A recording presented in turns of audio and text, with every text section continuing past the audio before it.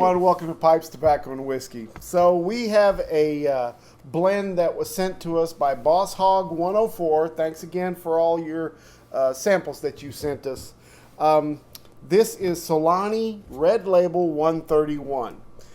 This tobacco is a Call House and Cop manufactured. It's considered an aromatic. It has Black Cavendish, Burley, and Virginias in it. The topping on it is a single malt scotch. It's a ribbon cut, but they also call it a wild ribbon cut. So it's got a little bit of kind of chunky pieces in there as well. You can get this in 50-gram tins and 100-gram tins. And I've seen it on smokingpipes.com. I've seen it on a couple of other places as well. So let's get into this one, Nathan. Let's see what we think about this one. So let's start with the tin note. Yeah, we're chuckling because because there's just something that we taste in here. We can't figure it out. We cannot put our finger on it.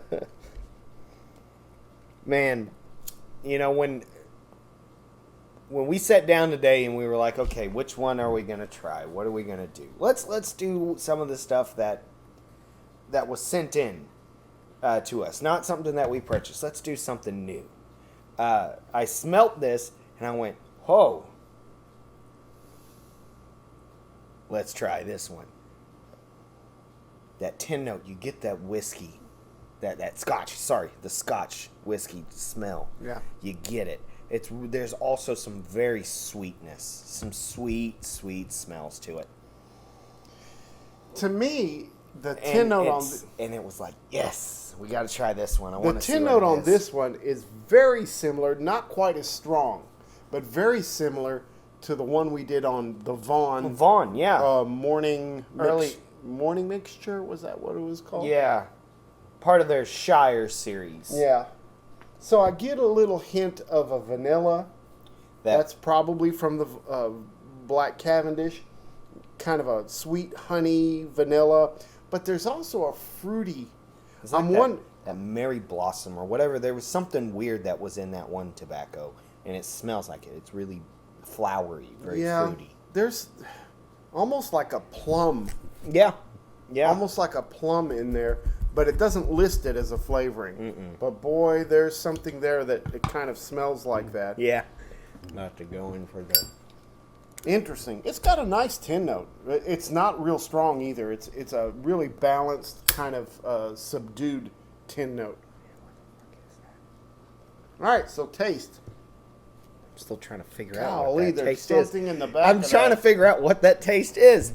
It's good, guys. It's good. It comes forward as very strong. You get those Virginias right there at the top note. I think it's the whiskey. The Burleys settle in very nicely as well. It's a very good blend together with them. The Black Cavendish is not overpowering in this one. You get that sweetness in it, so it's very nice. The thing that's going to surprise you is, and I can't tell if it's, I'm going to go ahead and say it. I break a smoker's law. You're not supposed to inhale. I do slightly every time I smoke. And it's like right when it gets to the back end of my throat, back end of my smoke, right before I exhale it, I just lose it. I don't know what that flavor is. Yeah, it's interesting. It's in the back of my tongue. Yes, it's fruity, but it hits, and maybe it is the scotch. I think or it's something. the scotch. I think it's what it is. It has a burn, but a sweet. The only thing I can put it to is some of the blended scotches I have tried before. Not the single malts, but the blended scotches have a fruitier, more flowery taste to them. Like they, because they get them from all the other different barrels that are in the shop, and they mix it all together, and then they put them in these bottles. And where it's a little lighter, it's a little fruitier, and you get that grassiness. And that's what it is coming out. Like right before it goes all the way in and coming out. That smoke is just changes for like a second in your mouth. It's so interesting, and I can't figure out the flavor. Yeah. There's definitely a fruit topping, like a plum, a dark fruit of some sort. in there. They just don't list it, but it's present. Yeah, the toppings that are in here, they come through. Um, Man. I think that the Black Cavendish is the strongest component I do too. in this. But it's a good Black Cavendish as opposed to some of the others that I've tried before where they're very goopy. You could tell they're overly sweet, and it almost feels like I'm smoking maple syrup. There's something with, yeah. I get the burleys too. The little nuttiness from the burleys coming through. The Virginias are not very present at all. Just in the beginning, because it's like, to me it's set up in 3 stages. There's the inhale, there's the taste, then there's the follow through and the exhale. And on that inhale, taste, and then right before it gets to the exhale, it like goes smooth, interesting taste, wow, and then boom, just goes right back out.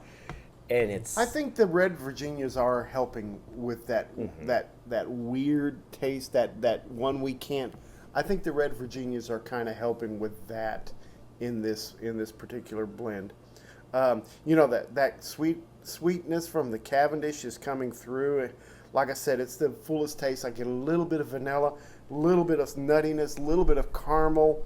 The Virginias and the Burleys are mild in this. The last time I tasted something that had really similar to this was a Ken Byron mixture that used rose water, kind of like what. That's Sakura? No, not Sakura, the Live Wire. Huh. And he used. No, maybe it is the Sakura that uses. One of them uses the rose water. Kind of similar to what Samuel Gawith uses. And it's just ever so present, but just for a bit. It like overpowers the whole smoke for that split second, and then it's gone. And it's so interesting. It's really, I like this one. This is really interesting. And right now, the batch that we have is kind of dry. I've let it sit in here in a baggie for a little bit too long. I'm wondering what it would taste like if it came straight out of the tin. But still, even the way it is right now. And we're not sure, because this was sent to us, we're not sure if he had the tin for 6 months or so. If it aged and then he was like, I'm going to send some to these guys. We're not sure about any of that. I'm not convinced that this is going to improve with aging. I'm not either. I think it's better when you smoke it out of the tin because of the dryness that I have right now, which I think kind of subdues the toppings. But this is interesting. This is very interesting aromatic. I could get into this. I could too, because it's playing on that line of aromatic that I've been searching for all summer. That line where it's a full-bodied smoke, but has some sweetness and some other flavors to it. The sweetness doesn't overpower, though. No, the whole thing is like... You know how when you drink a scotch, you get those sweetnesses, but then also you get the kind of the bitterness from the oaks and from the alcohol that also plays with that, and that's exactly what's going on with this. There is a sweetness there, maybe from some of the Scotch topping, but there's also another topping. There is another topping in this. Yeah, that's sweetening it up. There's got to be something else. But they're playing together. Yeah, they're playing together with and it's really, really interesting, and it's quite tasty. It's quite tasty. What's your thoughts on the room note on this? This is a very pleasant room note. Very light. Very playful, I think is a good word to say for it. It's inviting, but at the same time, you're not sure what you're getting into. I like the room note on it. The whole smoke, the tin note, the smoke itself, the room note, it's all very playful. It's all very you don't know what's going on with it, but God, you like it. Yeah. It's one of those things that you keep coming back to, But you because don't want know to why. figure it out. You want to figure it out, and you're like, doggone it, I'm going to smoke it again, and I'm going to figure out what's going on with this. Yeah. And then you smoke it again and go, crap, I Still can't get it. Yeah. That's what this That's is what doing. this is, Yeah, yeah. that's what this is doing. It's really kind of fun. If you've ever had a good time smoking, this is it, you know? Yeah. It's just because sometimes you smoke the bacon old fashioned, and you just you know what it is, and you know you don't like it. But sometimes it's one of those ones you pass around. Dude, you got to try this. This one is. Dude, you got to try this. But for other reasons. But for like, because I can't figure it out. Maybe you can. Try this, dude. Can you figure it out? Oh, I don't know. Yeah. Well, yeah, this is really kind of a surprise for us. Yeah. What do you think about the nicotine hit on this? It's not very strong. I don't know if it's because of the heat that's making me feel a little weary more, or because we had smoked another one before. But I do know that it's a very light. Oh, it's super light. It's super light. It's a very enjoyable smoke where you're enjoying it for the flavor, and smoking it with family or friends or whoever you have smoking it. Even if you're just wanting to sit and smoke by yourself, it's still one of those ones that you can just enjoy because there's nothing harsh about it. Yeah, I agree with you. Yeah, there's a malty sweetness with this coming from that Scotch topping. It can, I imagine this could get hot on you if you smoked it too fast, so I would suggest slowing it down. Doesn't have any bite, doesn't have any harshness. No. Burns reasonably Burns cool. reasonably well. But we did say that it is, ours is a little dry. Consistent flavor. Yeah. What do you think about the hit? Oh, I think it's super mild. Yeah, super mild on the Nick hit. For me, I'm not convinced this would be an all-day smoke, but I could see where some people would. Yeah.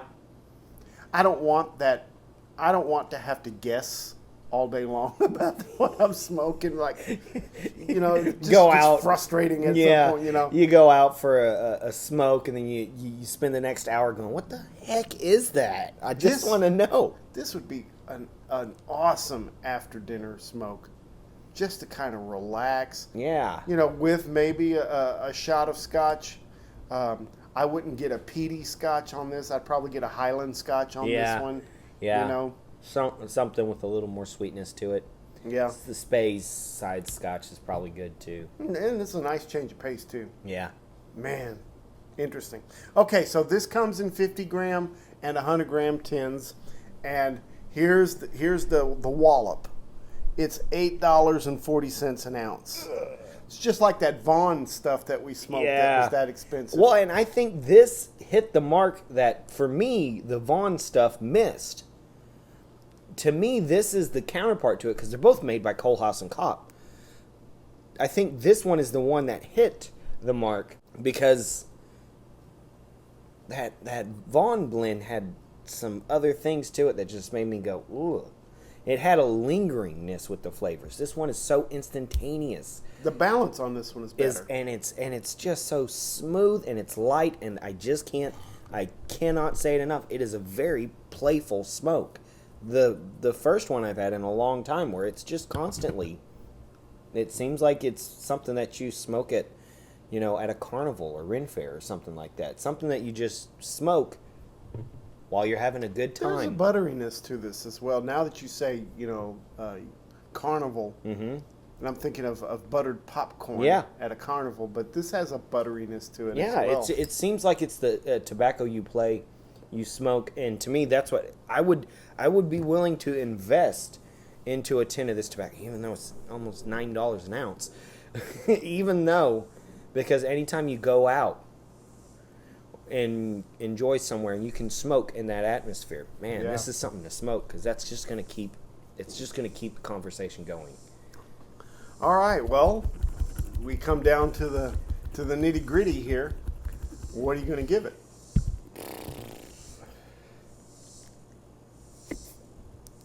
For sheer before I give my price, I do want to know how easy or hard is this to get?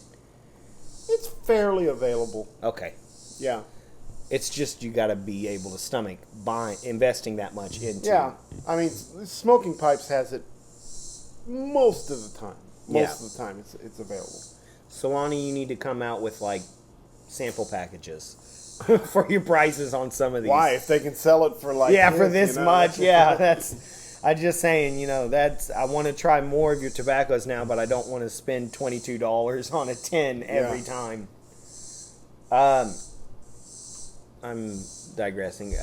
I think because of how much it is, it makes me instantaneously not want to put this on an above 4 scale.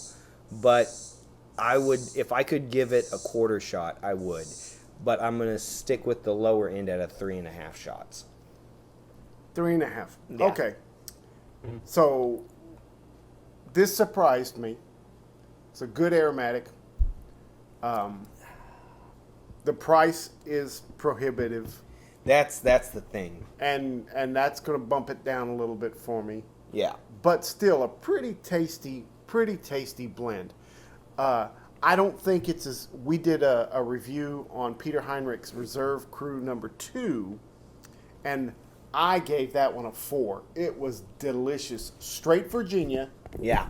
With a topping. This has kind of that mixture of Black Cavendish and Virginias and some burley in it too. I think I'm going to give it a 3.5 also.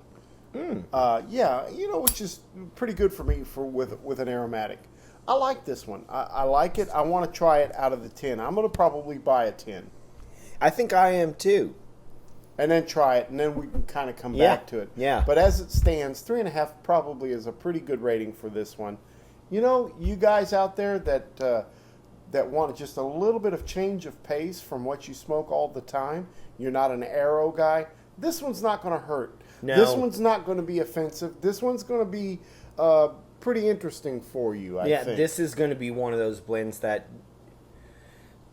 Because I know exactly what he's describing right there. You're not an arrow smoker. I've never been a real arrow smoker. But... sometimes I find myself wanting to try something than just a full tobacco flavor, which is what I get with a lot of Virginias and Burleys and a lot of the other things that I smoke. And this one, it plays right on that line where it's like you're going to get your tobacco smoke, but it's an arrow. Yep. All right, so 3.5. 3.5.